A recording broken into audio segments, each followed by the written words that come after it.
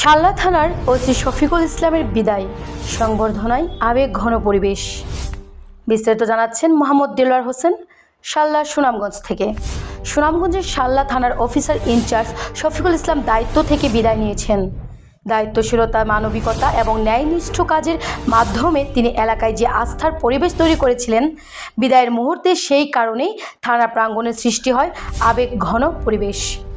রবিবার সকালে থানা প্রাঙ্গণে অনুষ্ঠিত বিদায়ী অনুষ্ঠানে উপস্থিত ছিলেন SI Sanjay Sarkar, SI Kamal Hossain, SI Tarek Nazir, SI Nizam Mia, SI Azharul, SI Zakir Hossain, ASI Phulanchandra Deb ও এএসআই আবু হানিফ সহ থানার সদস্যরা।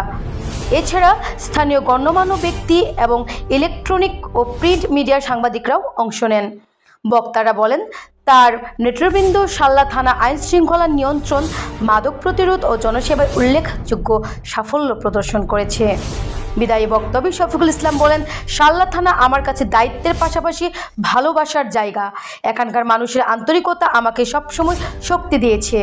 সহকর্মীরা তার নতুন কর্মস্থলের জন্য শুভকামনা জানান। আর স্থানীয়রা একজন মানবিক পুলিশ কর্মকর্তাকে বিদায় জানাতে আবেগ প্রকাশ করেন। ভালো কর্মটাই ধর্মের স্বরূপ। আমরা যদি ভালো কাজ করি সবকিছু হয়ে যায়। যতটুকু চেষ্টা করছি, কারণ সবকিছু দেওয়া সম্ভব না, অনেক কঠিন বিষয় এগুলা। কারণ দেখা যায় পুলিশের চাকরিতে তিনটা পক্ষ থাকে। পুলিশ এক পক্ষ যেটা জাস্টিস দেওয়ার চেষ্টা করে, আরেক পক্ষ থাকে বাদী, আরেক পক্ষ বিবাদী।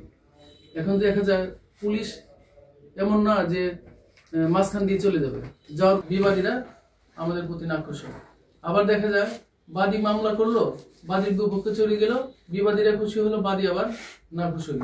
তার মানে কি, এটা হলো আশপাশে জানে, তারা জানছে, অনেকেই জানে না। যেমন ধরেন আমি প্রেস ক্লাব থেকে যে আলাদাভাবে নিব বিদায়, এটার সুযোগ হয় নাই।